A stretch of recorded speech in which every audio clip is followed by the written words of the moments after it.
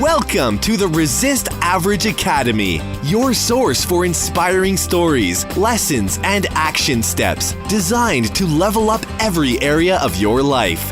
Here's your host, Tommy Baker. Do you ever feel like you're making progress with your goals, you get excited about a vision, and then you stop all momentum, self-sabotage? It's called getting in our own way. I've done it, you've done it, we've all done it. And self-sabotage is a real thing. So my next guest on today's show, he's going to teach you how to get out of your own way. Stay tuned for this masterclass in personal development. Also, if you listen to the podcast you're watching on YouTube and you're in quarantine right now and you want to use this time wisely and you want to get clear on your vision, and maybe, I know for me, crisis has really created clarity many times in my life. So if you want to use this time wisely and you want to think about a plan for your future, you want to think about once this is over, who you're going to be in 1, 3, 5, 10 years, then I created a free masterclass for you. It's called the Make 2020 Everything Change Masterclass. I know that sounds a little ironic given everything has changed, but I mean for you personally, for your vision and for your goals and for your career. And I did this all for free. It's high quality video like this. You can go to resistaverageacademy.com/masterclass, resistaverageacademy.com/masterclass. You get videos, audio, workbook downloadable for free. I'll put the link below. Okay, my next guest, his name is Dave Hollis. He is the other half of the monumental figure in personal growth, personal development, and business, Rachel Hollis. They now run the Hollis Company together. They have a podcast called Rise Together. And this book is entertaining. It's real. It's simple, but that's not a bad thing. It really, if you're newer to the game of personal development, you're going to love it. But also, it's a very easy read with some deep principles. And Dave came on the show. He was obviously at home in Austin, quarantined, and we had a great conversation about making bold moves in your life, about leaving your comfort zone, about shifting your identity and understanding that you're not fixed, that you and I are not the same person we were 2 years ago, 3 years ago, 10 years ago, even 1 month ago, and how to harness that to really tap into your potential. So Academy Nation, turn the volume up, get your pens ready.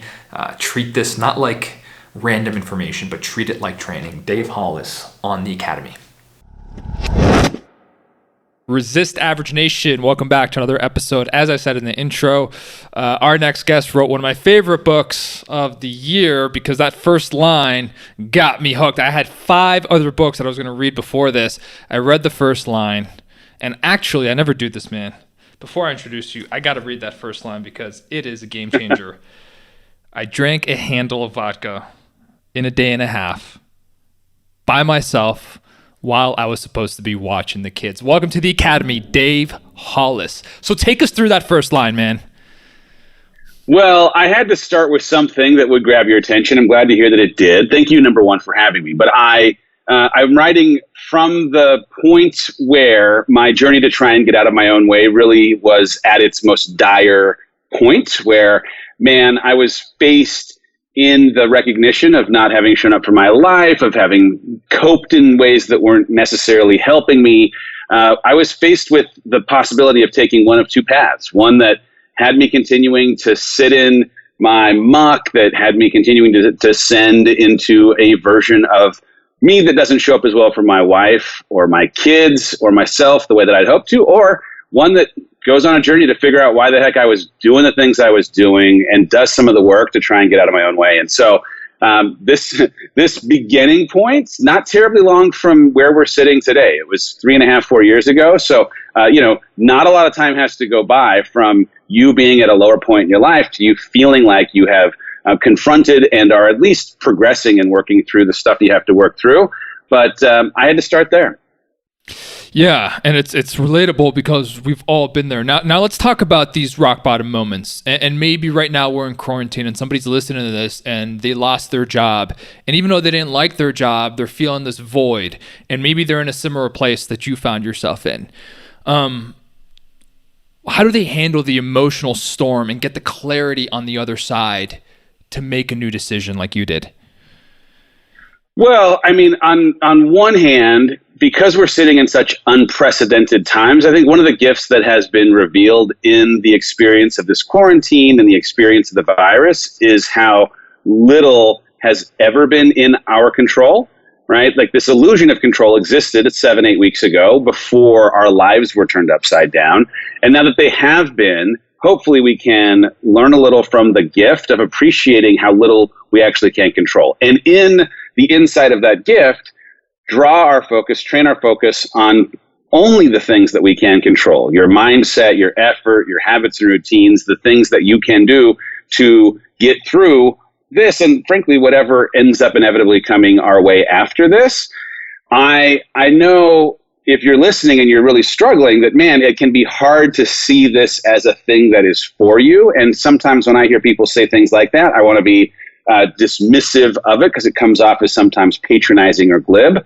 But as someone who has been through hard things and has experienced sometimes things that I chose that created hardship, sometimes hardship that chose me, the strength I have on the other side of having survived those things is part of why I feel so comfortable and confident in how I know I can survive this thing that we sit in today. And so if for no other reason than the reality that your struggle today will inevitably, unfortunately, because life, show back up at some point in the future, the more that you can in this struggle, find some ways to process it healthily. Find some routines and some habits that actually, despite the imbalance of life, create centeredness in how you approach not just surviving this quarantine, but thriving through it.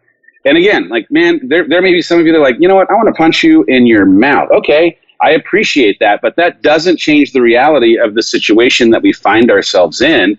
And there'll be plenty of days where any of us, all of us, even the most motivated or the most disciplined, are going to wake up and feel like, man, I don't know if I've got it today. It's on those days that those routines that you've set and the habits you've committed to are going to be that much more important in getting you back to the road instead of living off the side in the ditch. It's not going to be easy, but man, if you can stay connected to how this will sharpen your sword and have you come out the other side stronger for whatever else comes your way, you might see it a little bit different as you're processing it. So true, man. And you talk about things showing back up. So if there's something in our lives that isn't working or something we know that needs to change, maybe today it's a whisper, maybe tomorrow it's a louder voice, and then ultimately it could be a spoke in the wheel moment of existential crisis.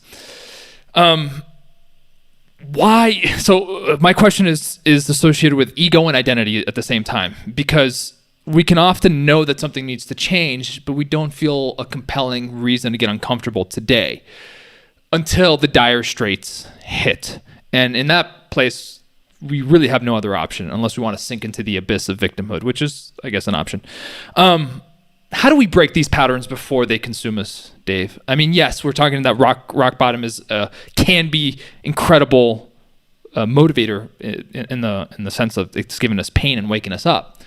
But how can we get this, make the change before we get to those dire straits? Well, I really have spent some time this year. I decided at the beginning of the year, who would have known what this year would bring, but I decided, this is going to be my best year ever. I've had this very, very good life. I've achieved plenty of things. There's a lot that I can celebrate as successes. So the bar is high, but I said, you know what? I am going to go and have the best year I can possibly have in 2020.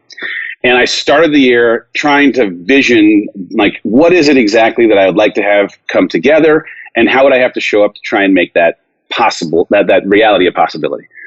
And when I went and spent some time, left technology, left my family, had a couple of days just to get clear on how to do these things, I started by asking where in the last 5 years pain had come up in my life, so that if there were any variables that were consistent in those instances in that previous 5 years, that when I saw a sign of that pain in 2020, this best year of my life, I could preempt it before it became painful. And what was interesting is the thing that came out most clearly in my moment of trying to get clear was that pain in the last 5 years showed up every time there was inconsistency, incongruence between who I said I wanted to be and who I knew myself to be when I was by myself. How you feel about yourself when you're by yourself is everything. And in my experience, that distance that exists between who we hope to be, who we tell people that we are, who we know we could be, the potential that we have from our creator, and how we actually show up, that incongruence, that dissonance, is shame, is regret, is unfulfilled potential. And my answer to someone who doesn't feel totally motivated or doesn't want to have to wait until you hit some tipping point of massive leverage is, if you can be in pursuit every day of closing the gap and creating congruence in your life between who you know you can be and who you know yourself to be when you're by yourself, you will create a sense of fulfillment and a sense of self that is unbelievably happier and more content with you knowing that you gave what you could to the day. And so I have to stay connected to that. Now, my brain, I have a little more of a practical, pragmatic brain. My brain processed that conversation in a math equation of if-then. And so it became this very simple, if I want to have these things in my life, then I have to do these things to make those things a possibility. And so if I want to have an exceptional relationship with my wife, then my calendar has to reflect it with a standing date night. Then we have to have intimacy be more than just what happens after a certain time of day by me putting my phone down, sharing my feelings. Then I've got to be productive in how I'm also doing my share around this house with the kids. And you can apply that, if I want an exceptional, to any part of your life. And the then statements become my habits and routines, right? Those are the things that I know are the price of entry for the thing I've suggested that I want. And the more that I stay connected to my habits and routines in that then statement, the more likely I can create the congruence I'm looking for between who I know myself to be and who I'd hope to be. Love that, man. So practical, powerful. You talked about how you feel about yourself when you're by yourself. So that's one bucket. And then we typically think, then we have this bucket of achievement, of goals, of desires, things we want to bring to life. And we think that the achievement bucket is going to fill that how we feel about ourselves bucket. And everybody buys it. And when somebody listens on a podcast and you and I say that's not the case, they say, well, prove it to me, Dave. Write me the check. Give me the corner office. Give me the position at Disney. And then I'll tell you how I feel. So what do you say to someone like that? Because we've been conditioned to look at achievement as the thing that's going to fill that cup, but it so often doesn't. Yeah. I mean, my achievement was tied very early on to the answer of a question that I had at one of my very first personal development conferences. From whom of your two parents did you crave love from the most, and who did you have to be to get that love? And man, I wanted my mother's love, and I needed to be an achiever to get that love. And so I chased good grades and knowing the Bible verses and how many, clubs could I run. And that translated into me as a young adult trying to have another job title or be part of a different society or do, whatever it was. And the more that I could achieve, the more I was putting my thumb on the scale of getting that thing that I want, that frankly every single human listening wants, which is to be seen and loved and affirmed as good and enough and worthy of existing. And that is a good thing if there's always something that you are able to achieve. Then yep, you'll satisfy that. You might even trick yourself into thinking that you're happy because of the frequency that you are able to achieve new things. But here we are in the middle of a quarantine where unemployment's had, 20 whatever it is, million people file in the last 3 weeks. Right? They have just been told in real time that something that existed previously, that they may have afforded some weight for affirming their worthiness taken from them by circumstances beyond their control. When you, maybe you find yourself in a situation like I did. I grew inside of an organization for years and years, getting promotion after promotion, and then found myself in a job that I had thought was the goal I was looking for. And the first 3 years of the 7 years of that job were overwhelmingly satisfying because the learning curve was steep. I was asking a lot of questions, and every single time I was in a room where I knew less, I was becoming more because I was just absorbing from people who had wildly more expertise. And then the learning curve was something that had been conquered, and the intellectual property that I happened to be working on at the Walt Disney Company got so good that I didn't have to work as hard to achieve the kind of success that I had previously. And for anyone who develops any kind of mastery in any part of their life, if the kind of work that is required to achieve your previous level of achievement is less than it was previously, you will find yourself with diminishing returns in that achievement giving you that feeling, that dopamine, that whatever it might be that you previously looked for. So you have to just be careful that when you assign achieving the thing that's going to inherently give you value, if circumstances beyond your control come around the corner and snatch that opportunity away, you may be tricked into believing that all of a sudden you don't have worth, value, or are worthy of being loved. That's ridiculous. You are right now as you are. Or if you find yourself in a place where you crush, you're just crushing so much that the work, the effort that is required to crush is diminished over time because of your having developed mastery, then you are going to feel an emptiness because of the disconnect between how hard you previously had to work to achieve and how much less you need to today.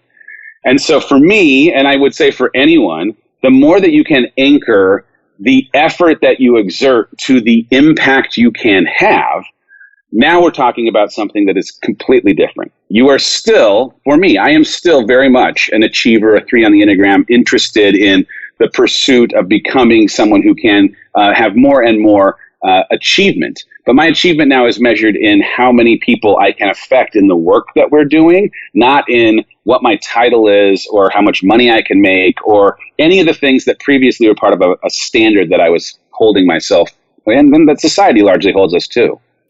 Yeah, man. And let's talk about that emptiness, because that becomes a void. And I said that, I wrote down here next to achievement, I wrote down the word drug, because the achievement can be like a drug. It can be a high. We get socially validated. We're at a cocktail party. Somebody says, "What do you do?" "I'm doing this. I'm doing that." We get accepted, right? It feels really good. But then there's a come down. And if, like you said, that emptiness can lead to destructive personal habits. It can lead to crushing tons of alcohol, drugs, or health goes to shit, relationship issues.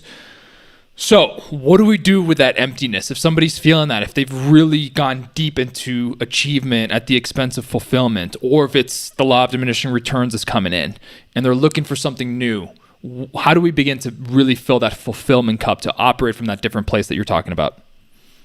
Well, I had to start by going on a journey to understand why I felt the way I did. And if you are wondering, well, what's the most important first step? The most important first step is self-awareness. And the crazy thing is, and I think this is maybe arguably more a male trait than a female trait, but there is something in ego that has us sometimes believing we have a handle on why we do and what we do without actually having a handle on where the stories we believe came from, why the unconscious habit loops that we are inside of exist. And for me, I had to start with why. And as much as I have always been a skeptic and was resistant to some of the tools that existed that could have otherwise helped me sooner, I got to a place where, man, I had leverage to make change because of what not making change might have meant, right? Like I was very connected to a vision, a visualization of what not making change in my life may have meant to my marriage, may have meant to the way I showed up to my children. And that was a catalyst for now doing things that I previously said I'd never do, like going to therapy, like going to a personal development conference, like reading certain books and listening to all these podcasts and doing the work of personal development. I had a stigma, some taboo around some of these tools because I, in this twisted narrative that had been taught to me as I was growing up, thought that self-help was for broken people, that if you needed to raise your hand and represented struggle, then somehow it indicted you as being weak. And I thought, man, if I've got to go to therapy, I must be broken. And the reality was, there, was brokenness that I was trying to process, but I'm not broken, like no one who is listening is. But the answers to why started on the couch of a stranger who was sitting and willing to listen. So that was the first step. And in that process, the biggest revelation that came to me early on as I was trying to get out of my own way was this connection between growth and fulfillment. I, in my achievements, in some ways, was also trying to engineer a life that could control my number one commodity, and that was certainty. I had put value on certainty and what creating provision and what having a job that meant a certain thing to certain people might mean for me. And that certainty was a gift of sorts. It was a strength of sorts in my life as it propelled my career and helped create the kind of security for myself and my family until it tipped into being an anchor that kept me in my staying attracted to and connected to certainty on the dock at the expense of actually growing in the waves.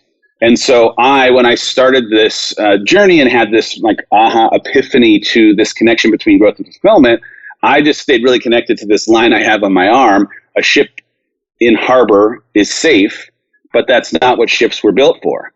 And I began a journey of pushing myself away from my comfort zone, away from things I knew, away from the things that my identity had previously been connected to, in an attempt, in the same way you build a muscle, to break down that muscle so that I might make it stronger because of the likelihood of failure, because of the way I would be challenged, because of how these new environments would test me, and in those tests afford me some new skills I could put into my toolkit.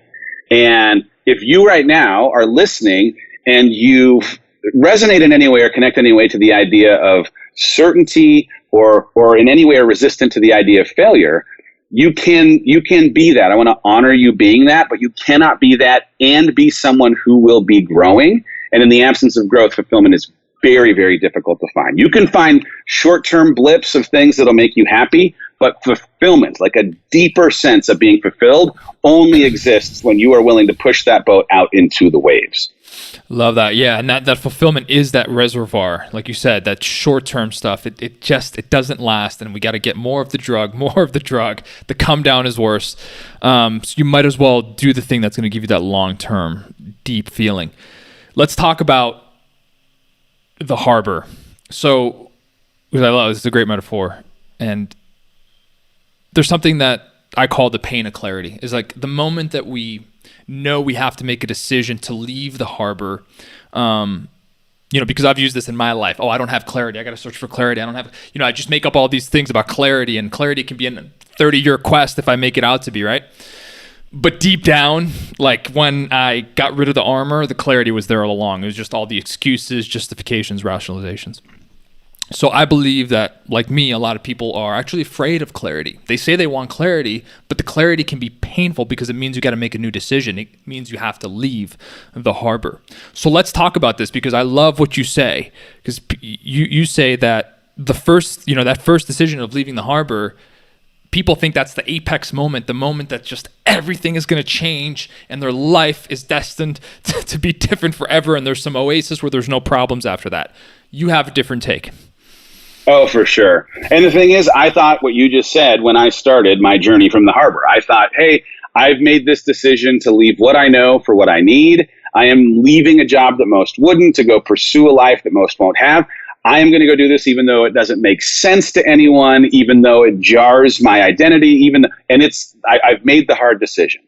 And the reality is that was the first hard decision in what became a daily set of difficult decisions that I had to make every single day. And the analogy of leaving the harbor is a great one, because the first thing that you experience once you decide, yep, I want an exceptional life. Yep, I'm going to do the things that others won't, to have the life that others will never, ever understand or have themselves. When you decide that, you are releasing the rope that has your boat tied to that dock, and you begin a season of being unmoored. And I will say, the last 2 years for me have been the best 2 years and the hardest 2 years of my life, in that I did have a life where every conversation started with me introducing myself with my title and the role that I played at the Walt Disney Company or companies before it, where now that I didn't have that business card, my president title, the job that I was doing as the thing, it, was so destabilizing for who I was and how I interacted with people. I decided to go into business where I'm working with my wife every single day while we run this company together, and figuring out how to do that well and still want to make out at the end of the day is hard work. I decided to write a book, a very transparent and honest book about, frankly, every single time that I could think of where I struggled, and in having stepped in it, maybe it could help someone avoid stepping in it themselves. And the writing process for me was very much a cathartic therapy kind of experience in talking about all those things. And so every day I was pushing myself further and further into the choppy waves. And every day that feeling of unmoored was something that I was becoming more and more a captain over. But becoming the captain of your perpetual journey in the waves is one that has you nauseous at first, has you having to get acquainted with the rolling nature of the sea until you're out there and know that you're steering toward the waves and not trying to, go around them, that you're supposed to have water come up on the deck when you hit the big waves, not, indict yourself as maybe not being worthy of being on the boat because water came in to the top deck. And so it's a process. It's taken time, but I have an appreciation now of things that I didn't have then, in part because of some great leaders that have been able to shed light on how normal this disorienting experience is. So, the first thing I think I would say is it's going to be choppy. It's supposed to be choppy. Just acknowledge that it's going to be choppy, but then also find people who, if you're an entrepreneur, are also entrepreneurs, but just a little further away from their dock, that can reassure you to some degree of how normal it is to have failure show up as often as it inevitably does inside of your small business, because that's the price of entry of being an entrepreneur. And that was a lesson as someone who came out of a conglomerate world where I had subject matter expertise fixing things usually before they broke. That was really disarming and disorienting for me as now a small business owner, when I couldn't preempt the problems of our small business. And I started at the beginning to wonder if I was the right fit to do this work, regardless of how much experience I had prior to coming into it. You said daily.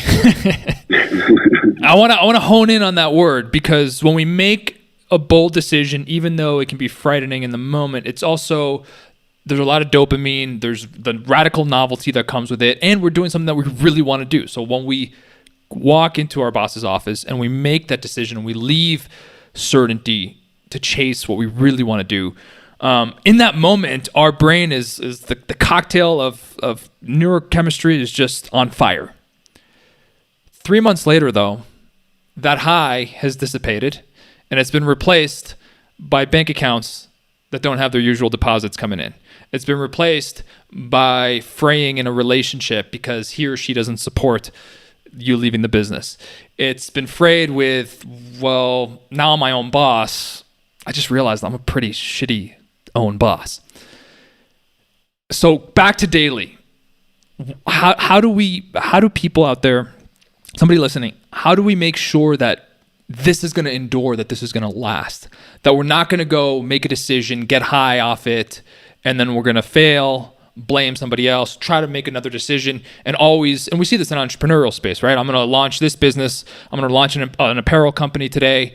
3 months from now I'm doing personal training online. 3 months, that didn't work. The market is saturated. Now I'm doing haircut videos for quarantines for guys like you and me. But seriously, that constant pivoting, that you end up in constant disorientation. So how do we endure long term? Yeah, I think the best thing that you can do is have a handle on your personal values and then your professional values, and then enforce ranking what the things are that you value most. What do you need to do every day to unlock the greatest chance for you to have those things show up in your life? And so, my if-then example from earlier dictates a ton of how the habits and routines that I have on an every single day basis are there to engineer me showing up the way I want to as a business operator, as a partner, as a father, for myself. And the way that the then statements of my if-then statement dictates how my day needs to go, I'm trying to do it on as regular a basis as possible. People always talk about this interest in balance as if that was actually a thing.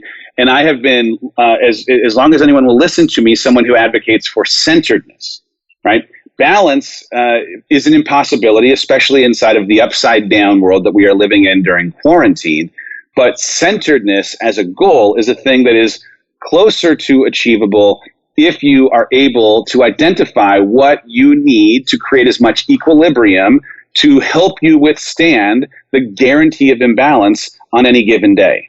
And so for us, we tend to really lean into something we call front loading, which is finding a time to objectively have a conversation about what our week looks like prior to our week starting and how we need to plan our week so that we can show up as well as we possibly are able to have our personal and professional values lived out.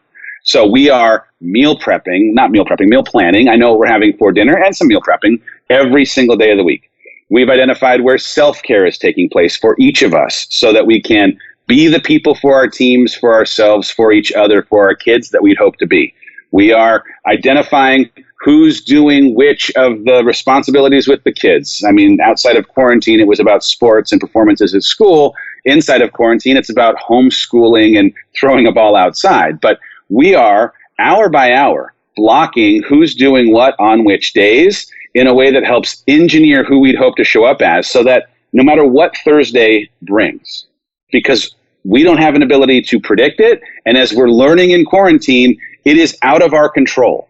The only thing I can control is how I plan for it ahead of time and how on the day of, I've already got the infrastructure in place to engineer me showing up best no matter what ends up coming my way. No matter what headwinds show up for the business, no matter what unpredictable things happen with the kids, you know who you want to show up as, and you're engineering it through your habits and routines to make it be.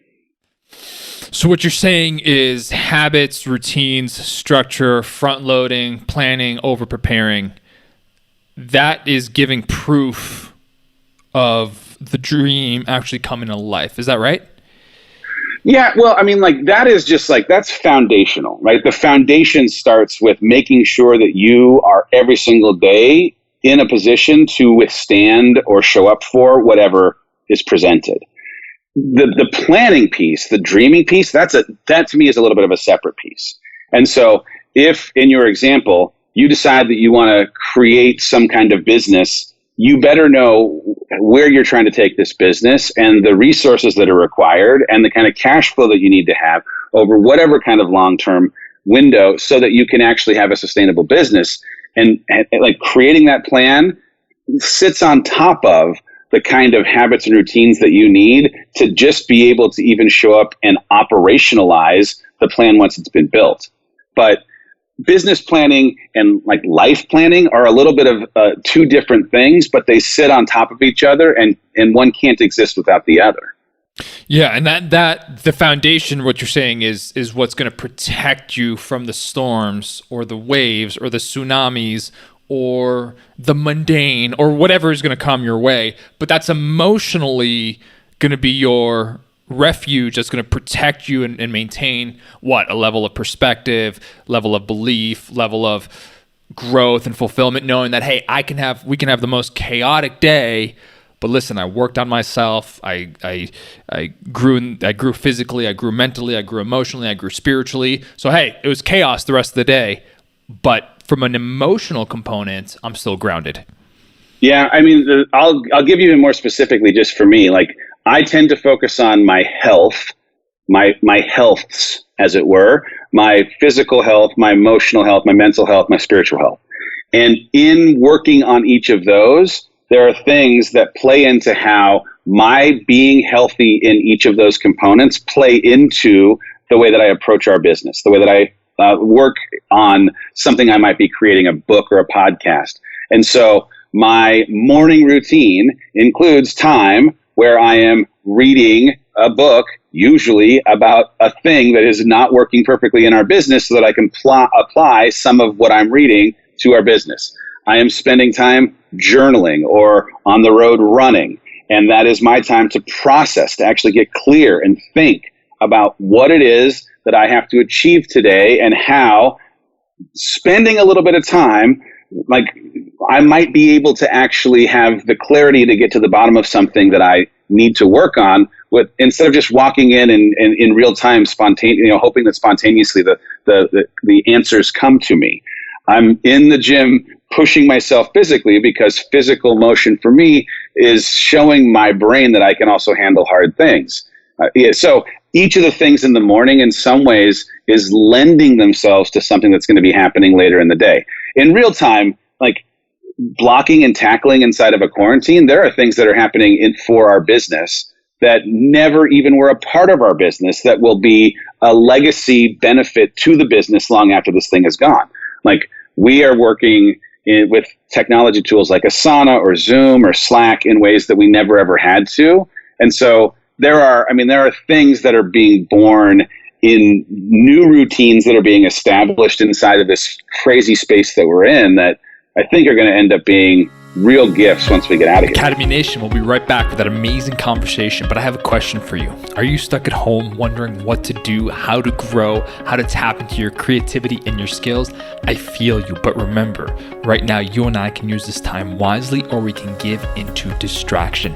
Enter today's Academy sponsor and a tool that I use, Skillshare. They offer thousands of inspiring classes for creatives and curious people on topics from design, photography, video, freelancing, focus, and so much more. Right now is the time to acquire new skills, get lost in creativity, and apply this time to grow. So when you come on the other side of this, you feel more equipped. I took a class recently by one of my favorite authors, Greg McEwen. He wrote the book Essentialism. Tim Ferriss has talked about this book. Incredible class called Simple Productivity, How to Accomplish More with Less. One of my favorite topics. And my friends over at Skillshare are giving anyone at the Academy 2 free months of premium membership.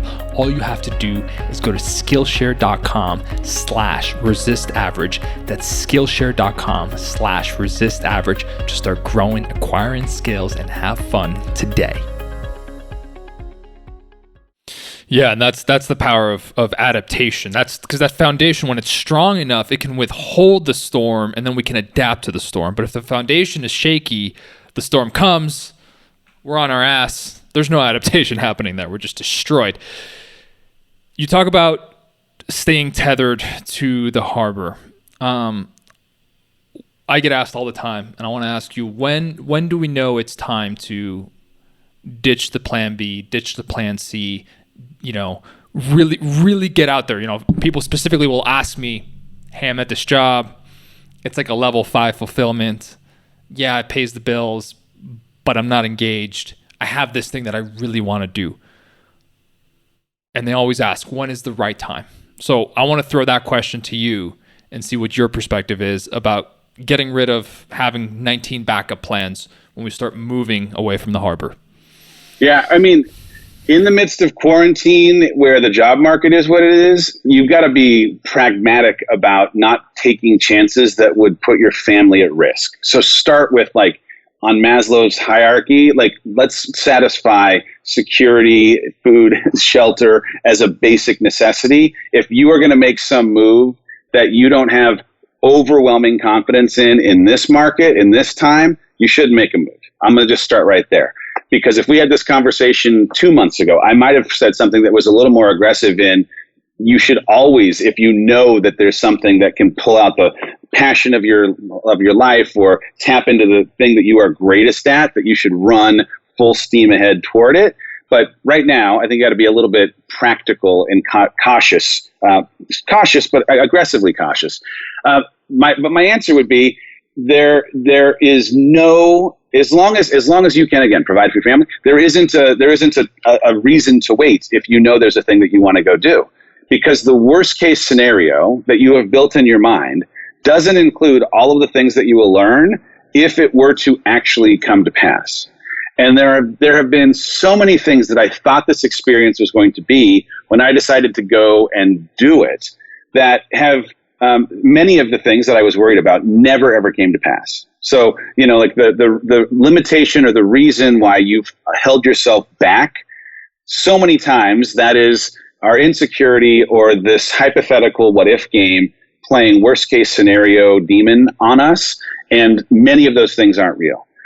But the way my pragmatism has to come at that is, I had to build the structures and the things that could help protect, create some backstop for whatever those kind of worst case scenarios were, so that I could actually build with some kind of confidence. So once you've decided, hey, there's this thing, I want to go do it, have yourself a great plan, create yourself a contingency or two so that you are planning for the possibility of being adaptable, agile, nimble, pivoting, but then go. Because my mindset on all of this is so fundamentally changed because of the experience of the last couple of years. We're going to continue to try new things all the time, and we're going to get things wrong all the time. And those things not working out right are the reason why our company is going to become what it will be 10 years from now, because our success will be built on as many successes as it will be failures. Like, we're in real time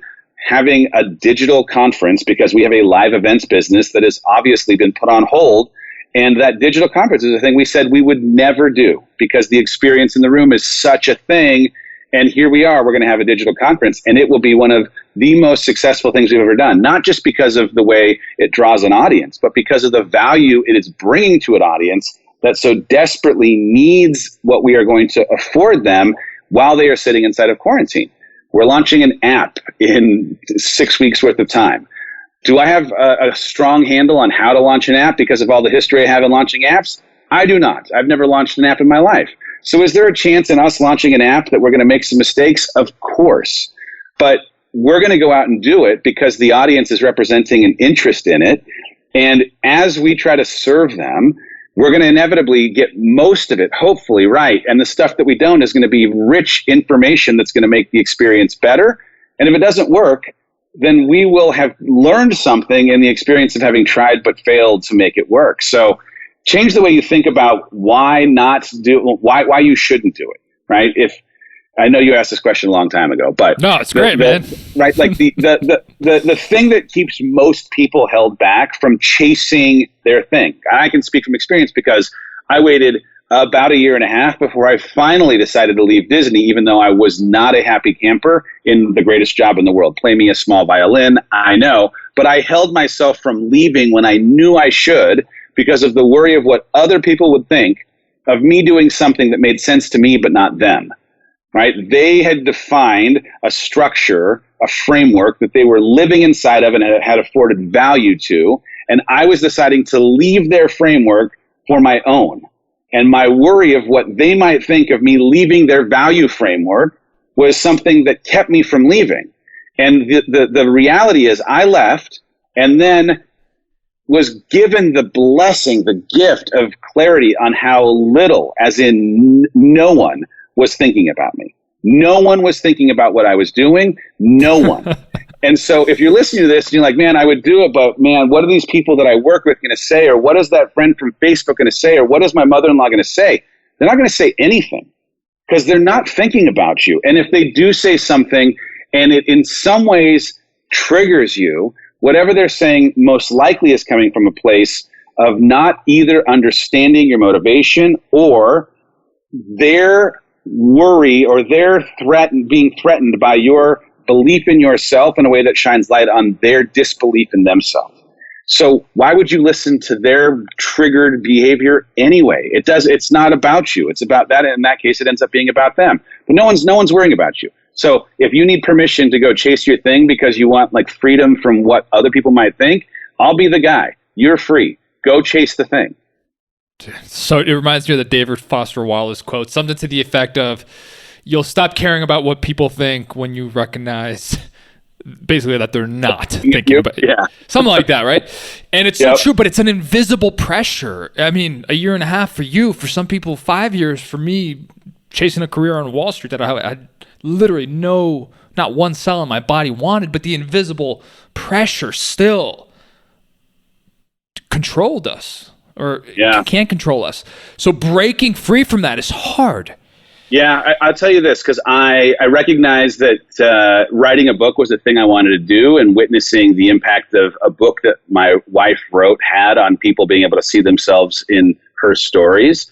I wasn't ever really someone who thought they'd write a book, but I was like, God, I can't believe how many people are like identifying some degree of empathy from their shared experience and gratitude for having a set of tools to help them. And then I start writing all of these stories that truly, like to a chapter, it's like chapter after chapter of something I had shame for. And in a world where like I came out of being the person who was managing the press at the Walt Disney Company, I was a spin master. I could weave a narrative for anyone. And now I was, instead of trying to manage the optics or take care of the way that, trust me, everything's okay, I was like fully exposing all of the things that I had done that I'm not necessarily proud of. And the power that has come in owning my struggle has allowed me to transform the narrative of it being something that was wrapped in shame to it being something that is a story of my triumph over things I had shame for, has completely rewritten the way that I think about vulnerability and transparency as a superpower and not a liability.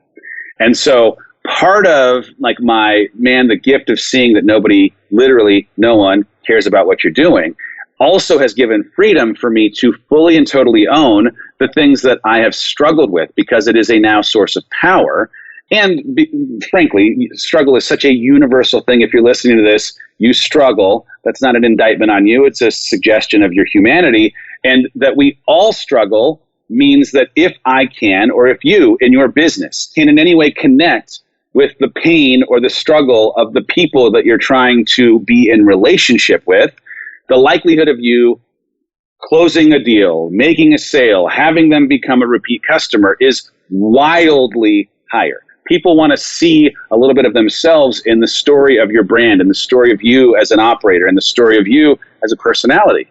And I resisted that for so long because the manicured aesthetic on Facebook and Instagram was the thing I thought you were supposed to do. And now I'll tell anyone about anything I've struggled with, in part because I know it'll connect me to them, because they also struggle with the same exact things, but also there's freedom and power in owning it in a way that has become a big, huge part of our business model.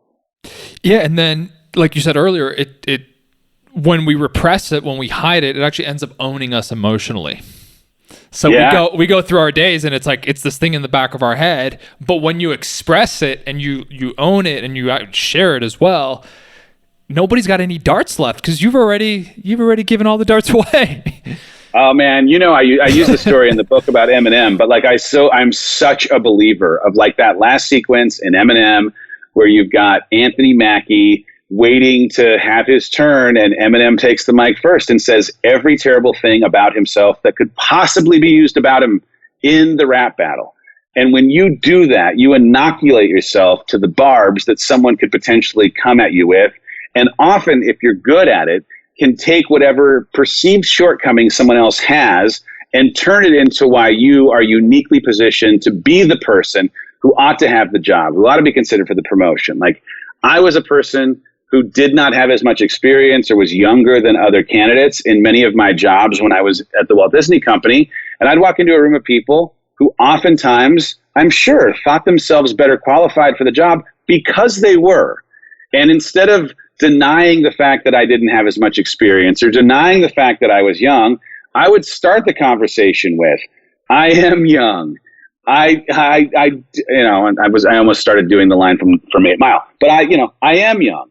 I don't have as much experience. And what I hope that brings to you as a leader is that I might ask questions that, because of your experience, a fresh set of eyes would afford us a different way of thinking about certain things.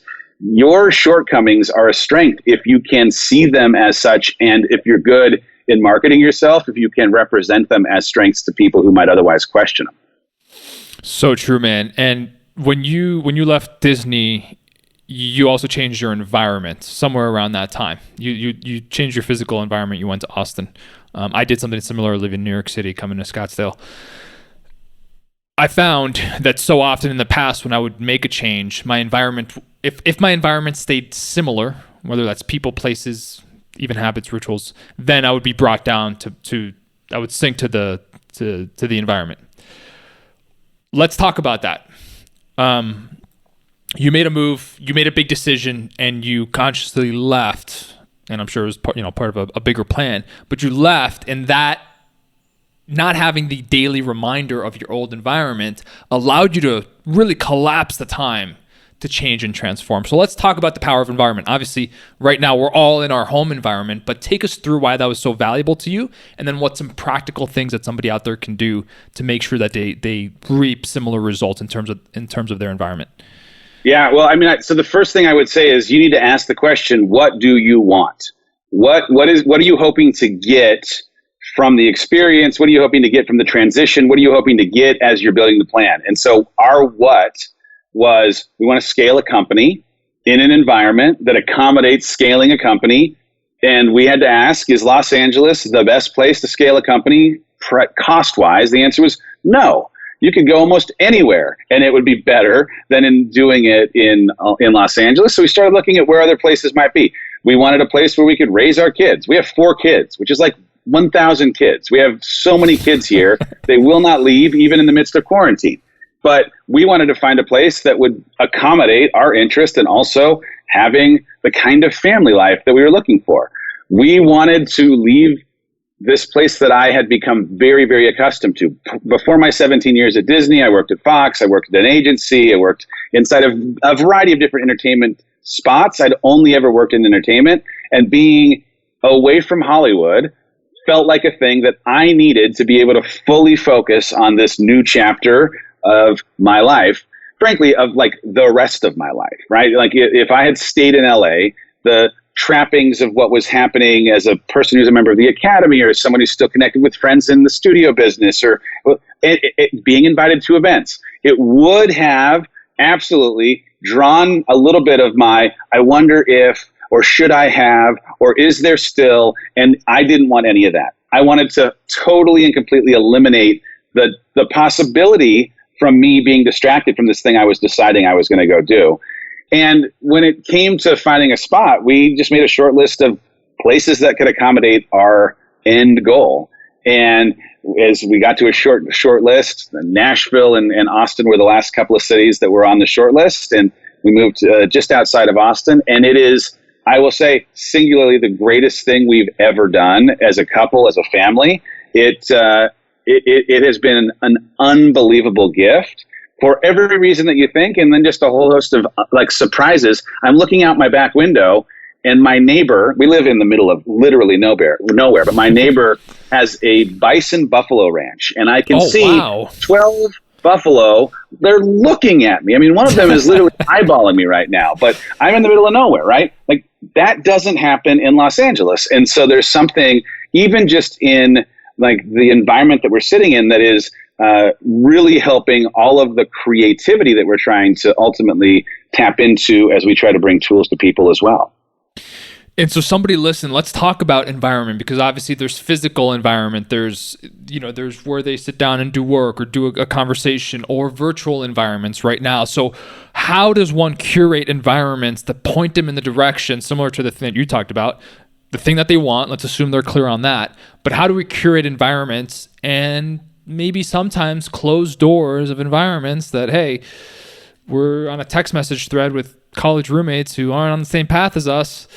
How do we deal with that closing of the door and kind of moving forward with grace and also with boundaries at the same time, saying, that's my old life. You can come with me or not.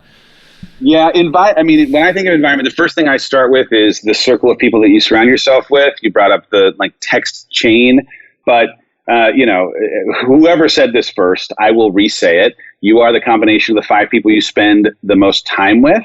And so if in the 5-person circle of your life, you are the most motivated person, you need a new circle. If you're the most healthy person, you need a new circle. If you're the person who has the best business sense, you need a new circle. If you're the person who has the most integrity, you need a new circle. If you're the person who has the strongest faith, you need a new circle. Why? Because like crabs in a bucket, have you heard of the crabs in the bucket thing? If you put a bunch of crabs in a bucket, one crab reaches up, pulls itself up. What do the other crabs do? Pulls them right back down, right?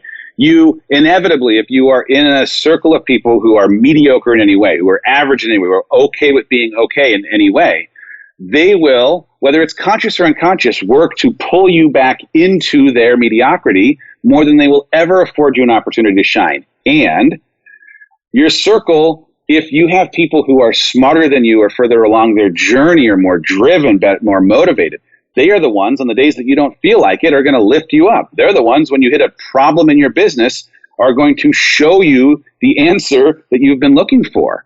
I have, like the last couple of years, our circle has just completely changed.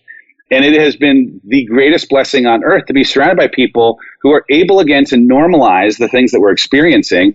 Tom and Lisa Bilyeu have become very, very close friends. He and his wife worked at a place called Quest Nutrition. Now he does impact theory. And to be able to talk to them about their experiences scaling something that was way bigger than the thing that we're scaling right now has been an invaluable resource and is a part of our circle because they are further along their journey of scaling something. I get something to look up to that can shine a light back on where I'm trying to head.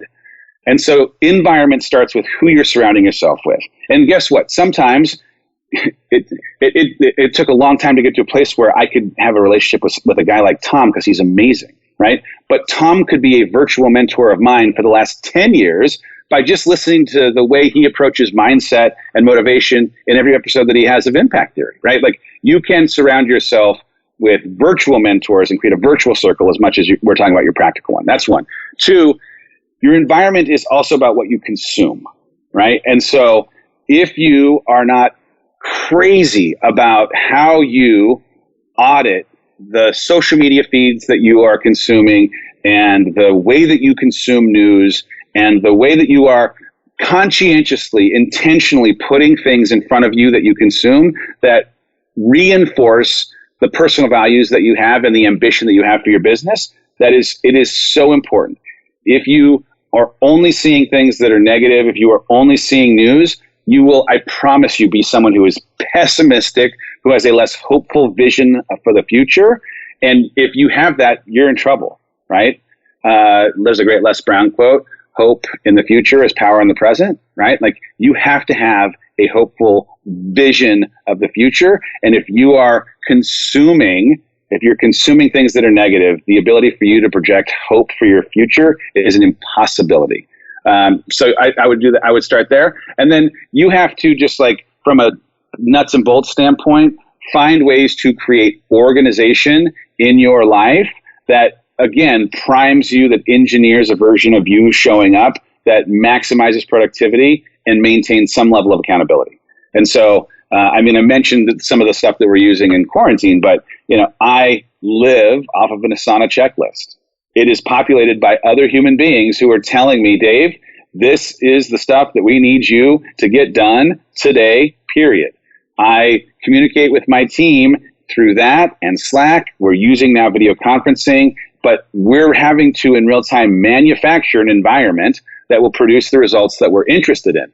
When life goes back to whatever normal looks like when this is done, we've created an office that is engineered for maximum productivity. Part of that productivity comes in the fashion of like a workspace that is shared so that as ideas show up, they can be germinated across teams and can in real time save us the possibility of one person not knowing. But there's also, in the way we've set up conference rooms and phone booths, opportunities for people to be productive in smaller silent places as is needed. But I would say the environment that is necessary for you, listener, to be productive is unique to you. And you have to, I think, understand what pulls the very best out of you to be productive, right? Like I start my day every day writing down a list of things that I'm going to accomplish and then pivot into my task list in Asana because I know what I want to get done before I go to what other people want me to get done. Right. And so there's a sequencing that takes place for me, but that works for me. You have to just understand that what works for other people may not in fact work for you. You just have to know what it is and stick to it. Yeah. And like you said, test it, give it a fair shot. We're going to finish with a couple rapid fires. This is 1 or 2 words, maybe a sentence. Okay. Excuses are ... Excuses are only powerful when you don't have enough leverage. Love that. Overnight success is non-existent. Pain is normal. Asking for help is the only way to get it. the best thing you can do during COVID-19 is? Look for the positive things that can come from it while staying connected to the pain that other people are experiencing. Powerful, man. I'm trying to putting you on the spot. I know it's here's the thing. Let's just think of this for 2 seconds, because this is important, right? This is a season where there is an instinct for some to take a wait and see approach. There's an instinct for some because of how much pain that exists and how hard it can be to have our lives interrupted, to feel deserved of not doing anything, not pursuing things, waiting to see where the sand settles. And man, I would encourage you that you can honor the sacrifice that doctors and nurses are making. You can honor the people who are sick or have family members who are sick by, keeping them in your prayers and staying at home and contributing to the charities that are helping support the work that they're doing, and showing up for your life and creating a plan. Because if coming out of this quarantine, the only thing you come away with is a feeling of having survived it, though you may be justified in just surviving this, there will be people who will lose their lives, who have sacrificed far too much for that, in my mind, to be satisfactory. I would hope that everyone, in trying to honor the people who are putting their lives at risk, would find ways to innovate in their business, would find ways to think differently about what's really important, would find ways to connect with people they care about, because, man, now we get to come out of this with something that actually matters and hopefully lasts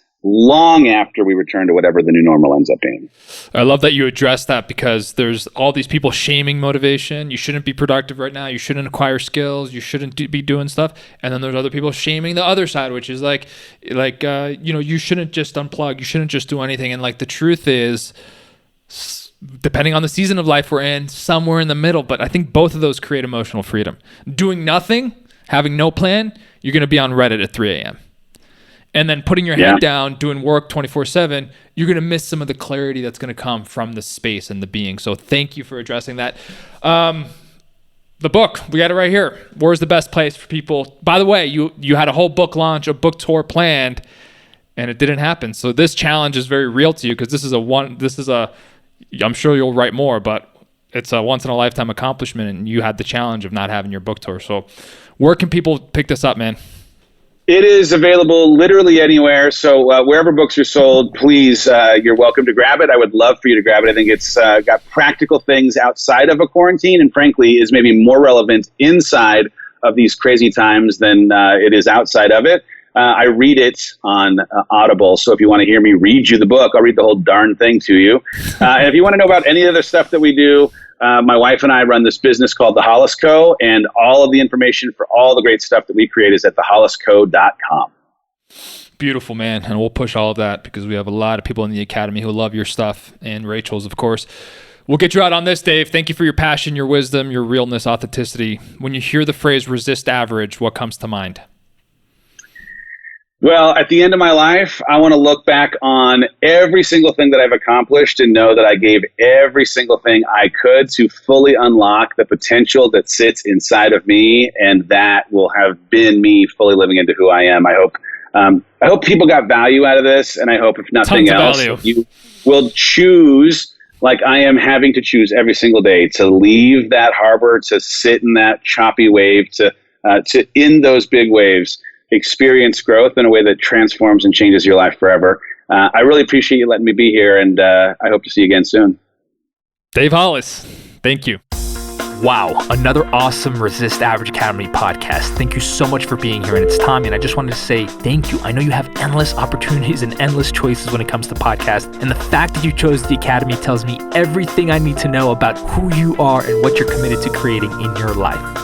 If this resonated, I ask you take 60 to 90 seconds, go to iTunes on desktop or mobile, search the Resist Average Academy podcast, leave us a 5-star review. We are working hard to increase our exposure, and this is the #1 way that you can support the mission. So head over to iTunes now, take the 60 seconds, tag a friend when you resonate and connect with an episode. It would mean the world. I want to thank you for being on board on the Academy.